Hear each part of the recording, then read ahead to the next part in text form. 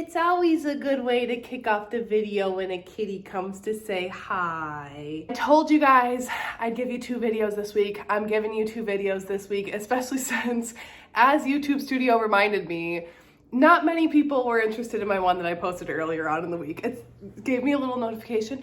Not as many people who usually view your videos are showing interest in this one. And I'm like, thanks. I can tell. And I kind of figured, but I wanted to make it. So I made it anyways.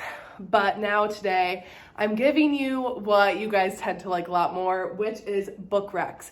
And not just any book recs, but literally my all-time favorite type of romance book, which is a taboo romance. If it's not some sense of like forbidden, tabooness, darkness, I don't really tend to love it.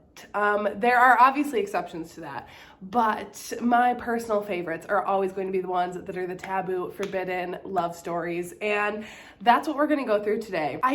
So I kind of made these in terms of like different levels of taboo. So depending on what you're looking for in your level of tabooness, I have 2 or 3 recs per tier, I guess, and I made 5 tiers. So the first one, we have dipping our toe in the water. So just kind of like you're testing the temperature. You want a little bit of taboo, but you are not ready for a lot. So you're kind of exploring it a little bit.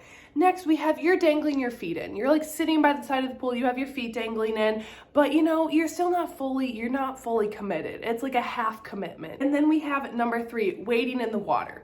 You're just kind of, keeping yourself afloat.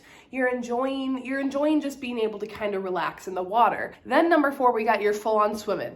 You're doing your laps. Your hair's wet. Your makeup's gone. You're fully in at this point. And then number 5, we have you are drowning in the deep end of taboo. And oh, you're loving it. I have those different levels for every type of taste, hopefully. As always, especially I'm going to preface in these, if you don't like it, don't read it. Simple as that. I'm not pressuring you to read anything. Don't tell other people what they can and can't read. Only you can make the decisions for yourself of what you should and should not be reading. But that's not up to anyone else to decide. So you read whatever you want to read. Don't police what other people are going to read. So obviously these are taboo. If they're too much for you, totally fine. Just don't knock it. We're not here for judgment here. We're here for a fun time. And we're here for fiction. Obviously, everything in these books I would not condone in real life. Anyways, let's jump in here with our first set of recs. Okay, so first up, and dipping the toe in. You're just kind of testing the waters at the taboo level. Also, I should just say, taboo is very subjective. I obviously read a lot of taboo shit. So some things that even like this, my mild, might not be your mild. This might be your medium. This is just from my personal experience. Obviously, it's my channel. So this is all of my thoughts on what is some of the most mild taboo to some of the most taboo. So for the first, dipping our toe in the water, you're just testing the waters, is going to be The Pool Boy by Nikki Sloan. This is the second book in the Nashville Neighbors series. However, you do not need to read The Doctor, which is the first one, to get to this one. They're totally standalones within a series. They just all take place kind of in like the same city. So this one follows Erica and Troy, and the reason that it is taboo is because there's an age gap. However, Erica is older than Troy. It's an older woman, younger man trope, and also Troy is Erica's best friend's son. So there is that level of taboo-ness between the two of them, 1 of the age gap and 2 of the like relationship. However, it's not like she has watched Troy grow up and has like babysat him and has been around him a whole bunch. Like, no. So anyways, Erica is a recent divorcee. She caught her husband with someone else. They are now divorced, or like in the process of finalizing their divorce maybe. And she works in the music industry in Nashville. And one day she's at home. She's out by her pool. She decides to, free herself a little bit, and she looks up, and who is there but Troy, the pool boy, and they end up starting a little relationship together. Troy he's home from school, or did he recently graduate, and he's like playing guitar at a bar, just trying to get gigs. So then there also does become like a little bit of like a workplace element to that, because Erica does end up working with Troy in his music career. Dorian, please don't knock that around. I do not need that noise right now. Literally, why are you a menace? Taboo for that reason, but this book does not feel super taboo in my opinion. Like, if you're wanting to just kind of test it, it obviously is like a taboo relationship with those different factors going into it, but it doesn't feel like, ooh, like yikes. At least to me. Second book for this one, for the lower level. So even though that one is much more lighthearted and like a lighthearted tone, this one is a little bit darker. So I will preface with that. So I almost put this one at the second. However, the relationship, like, it is taboo, but it's really not that far into the taboo waters, I feel like. So I have Savior by Fiona Cole. This is the third book in the Voyeur series. Again, you can read it as a complete standalone, although I do highly recommend the whole series. All of them are taboo in some way, shape, or form, especially the fifth one. The fifth one is really taboo. The first one is pretty taboo. But the third one, I feel like I haven't really talked about that much. So I wanted to recommend the third one specifically for this video. And so this one follows Alexandria and Eric. And it is on the darker side, I said a little bit, because Eric does work to hunt down traffickers and like shut them down and everything, because he has had a history with some people in his family dealing with trafficking and becoming victims to that. So he like dedicates his time to finding these people and shutting them down. And his company finds this girl auctioning off her virginity online, and his company intercepts, and that girl ends up being Alexandra, who she is 18 and she's in a really bad position financially. She has I don't know where her parents are. I can't quite remember where her parents are, but she lives with her sister, and her sister's boyfriend like always take her money for drugs, and she's just like in a really, really bad situation at home, and she just really has no way to get out of it. So she sees this as a potential opportunity to get out of it, and Eric ends up swooping in and kind of saving her. Savior, as the title suggests, and he ends up taking her to his apartment and kind of becoming like a guardian to her. So it is kind of like guardian ward-ish. However, Alex like is 18. She has like no reason to need a guardian, but Eric does really take her under his wing and helps her out financially. He gives her a job at his company to help her like get her life started a little bit. So it is taboo in the fact that it is like guardian ward-esque, and there is quite a big age gap in there. I think Eric is in his 30s and Alex is 18. So that is what plays into the taboo factor the most. However, while I put it only as like dipping your toe in, because anyone outside looking into their relationship, it just looks like, oh, that's an age gap. It's not like they've known each other for years or anything, or it's not like they have some sort of like relation to each other, like we'll get into later. Definitely is on the cusp of tabooness, if that makes sense. These two for like just your introductions, I guess. Okay, so next up, you're dangling your feet into the pool of taboo. So the two I got here, first up, we got Second Semester by QB Tyler. If you are looking for any sense of taboo, go check out anything by QB Tyler. Pretty much every single book that she has written is taboo in some way, shape, or form. I already did a complete guide to all of her books. I've read every single book that she's written, and I already did a complete guide, so you can go and check that out for like a further in-depth look into QB Tyler. But for the purposes of this video, Second Semester, I put at this like dangling your feet in the water. It's the second book in the Campus Tales series, but again, a standalone within it. You do not need to read the first one. However, the first one is also taboo, but I've talked about that one more times than I've talked about this one. So this one follows Serena and Landon, and this one is an age gap, boss, and dad's best friend. So that's why it's up in the taboo level there. So there is quite a big age gap between Serena and Landon, obviously because Landon is like Serena's dad's age, and Serena is in her early 20s. Because she gets an internship at her dad's firm, and she's working with Landon, who is like her dad's partner in the firm. So it's like the boss employee then level of tabooness, because obviously boss employee are not supposed to be intermingling like that.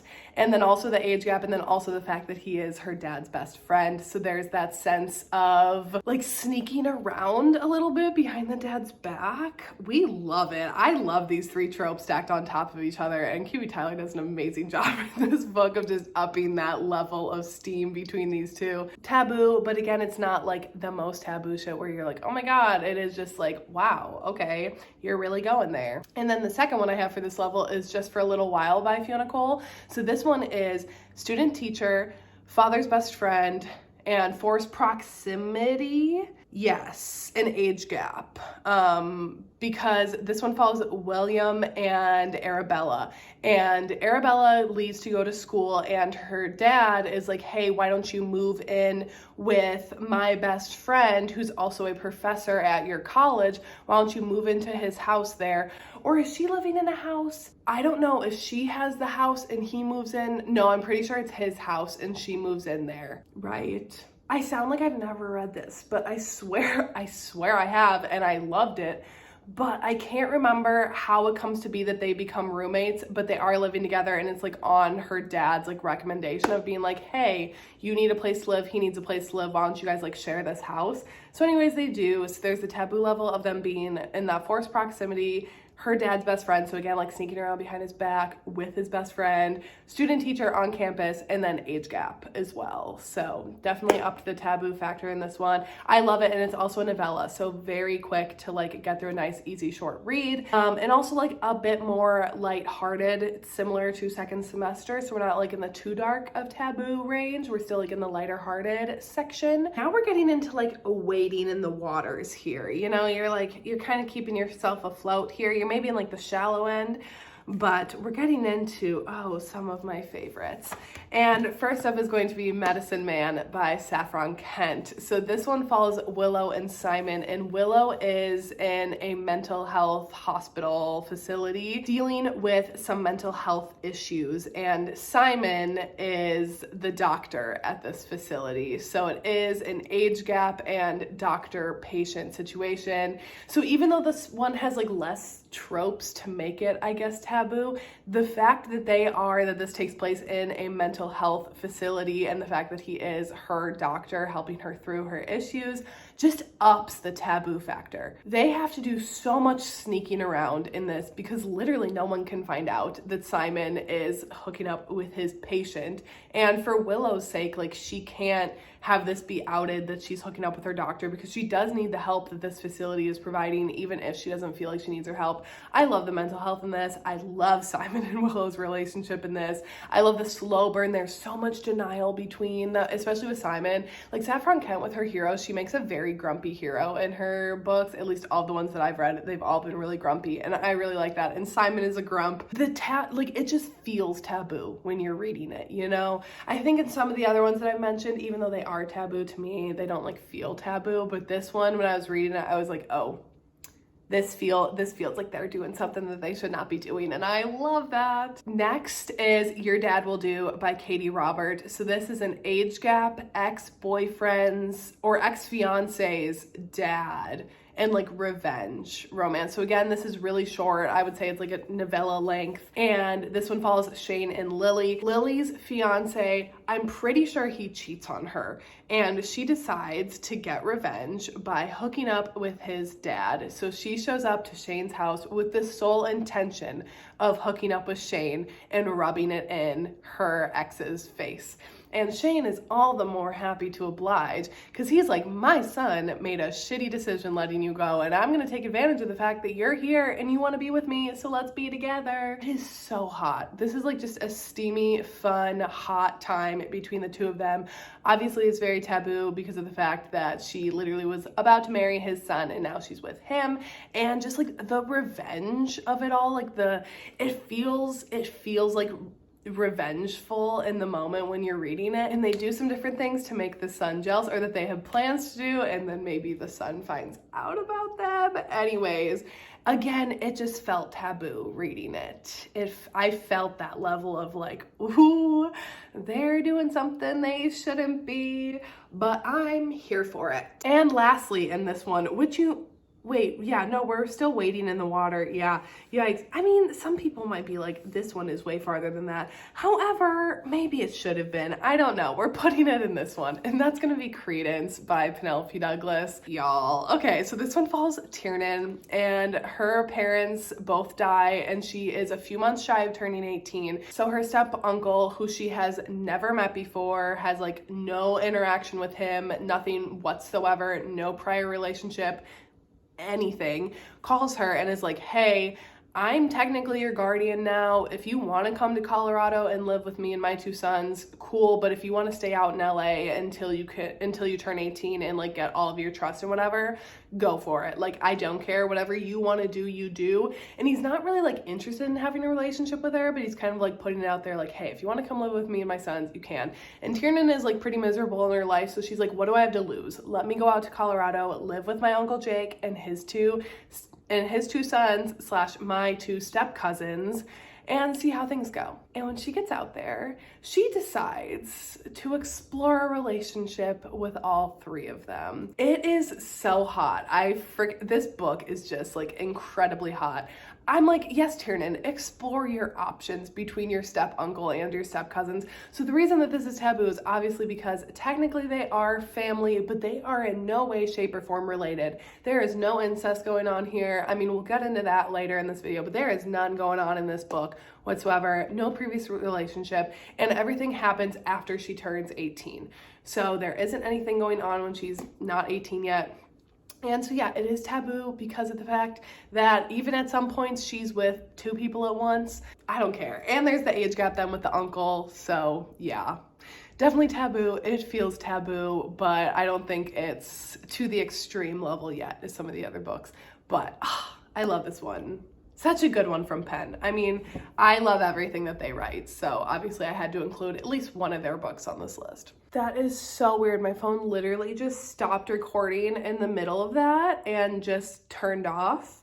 And now I lost that. So we're gonna backtrack here a little bit. It's fine, just slightly annoying. I think we're gonna pick up and we're starting at number 4 where we're like swimming. We're full on swimming in the pool of tabooness over here.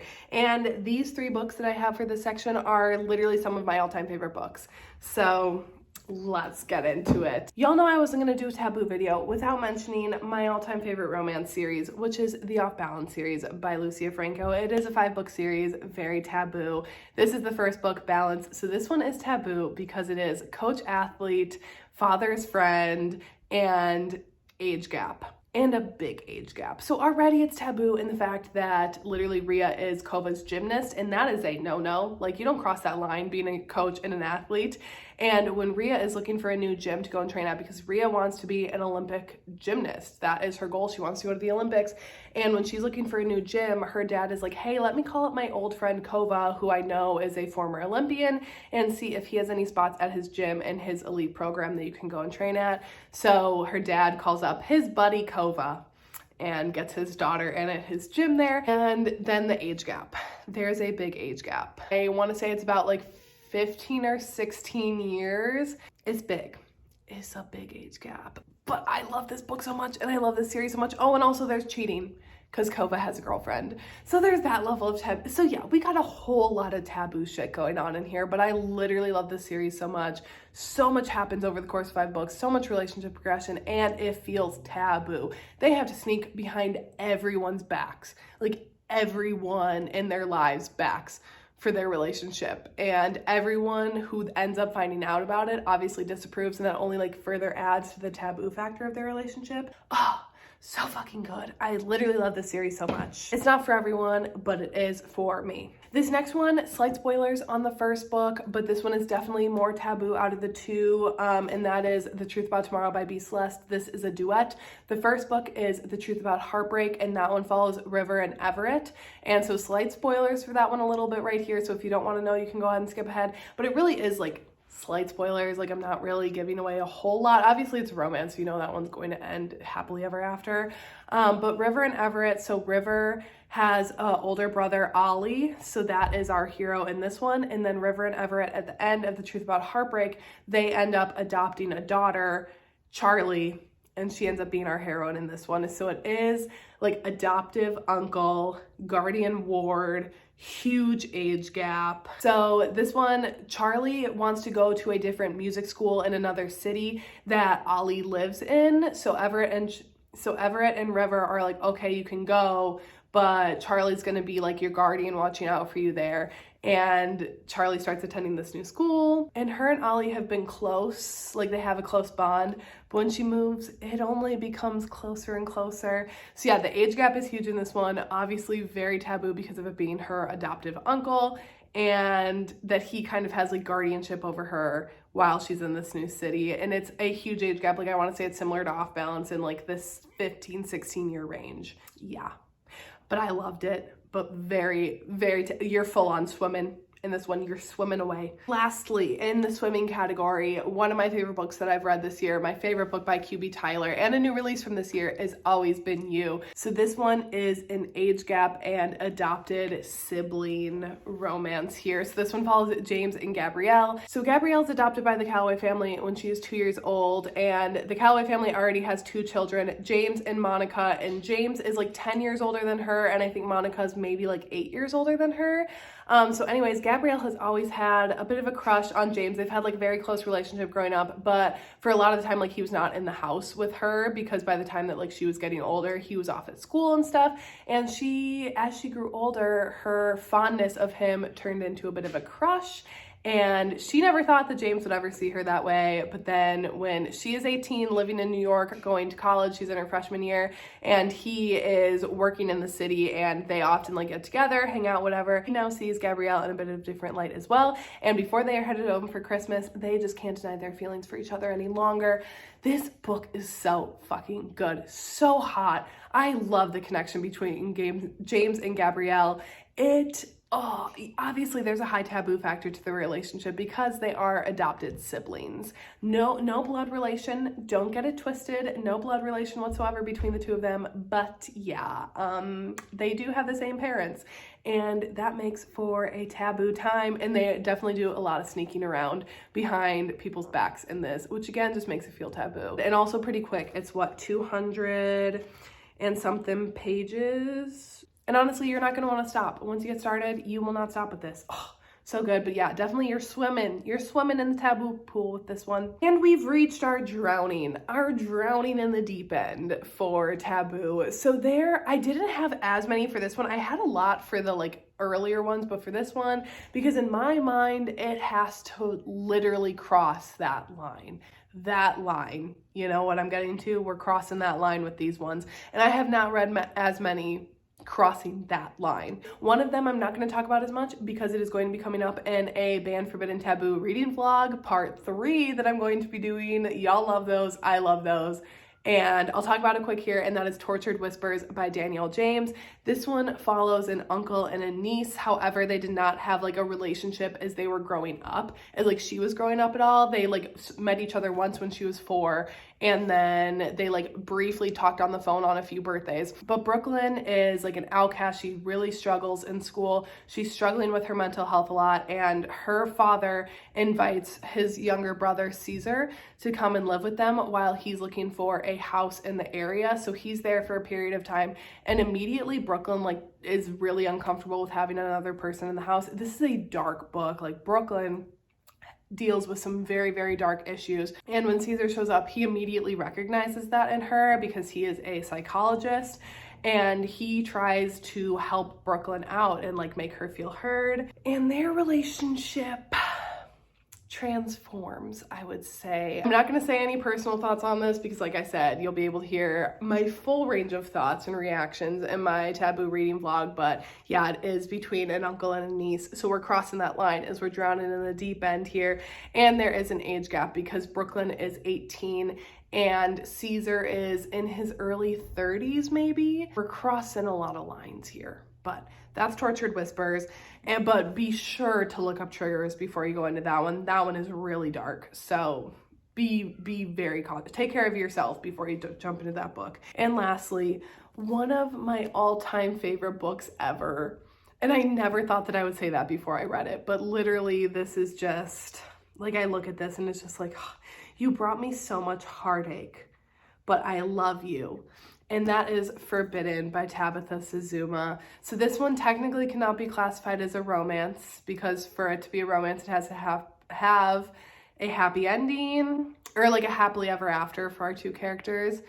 And I can't say the same for this one, but oh, is it worth the ride? So this one follows Lachlan and Maya, and they are brother and sister. Again, we're crossing that line when we're drowning in the taboo-ness. So Lachlan and Maya, they're only like a year apart, and they're both going to high school, and they have 3 younger siblings. Their dad is not in the picture, and their mom is just like a complete flake. She does not parent well whatsoever. She's always out with whatever boyfriend she has at the time, and whatever money or whatever she gets, she like barely passes any along to their kids, and it's really up to Lachlan and Maya to raise themselves, but also their 3 younger siblings. So they're really forced into a role that they just should not have to be forced into. I know it sounds crazy, but I totally got how they fell in love, and it obviously is super taboo, and it does feel taboo, and they spend so much time denying the attraction to one another, but they do just have like a love that is so deeper than anything like I've ever read before. This book had me questioning my morals so hardcore. It really had me being like, am I really rooting for this relationship? And I was hardcore rooting for Lachlan and Maya, and I literally love this book so much. But yeah, very, very taboo. Much more on the YA side. Like, in terms of like spice, all these books that I have, literally all of these books that I have listed off, high spice levels. This one, no, literally no. I'd say it's maybe like a 1 on the spice scale. But yeah, all the rest of them are for the spice. This one is for the feels. Are you done being obnoxious? I heard you banging around on the blinds in the bedroom. Look at this big boy. He's so big, and his little ear hair. Oh, I love your ear hair. Yes, it's so unique. It's so unique to you. Anyways, that's it for today's video. That's it for the Taboo Recs. Y'all know, I have literally so many Taboo Recs. So if you guys want another one of these, I can definitely do another one in the future. I won't do one like super quick after this one, but I would do another one down the line if you guys wanted it. For today, I don't know what next week's going to be, but I'm going to be back to 1 upload a week next week again. It's just because obviously with me being sick last week, I did not upload a video, so that's why y'all got 2 this week. So that's it for today, and I will see you when I see ya.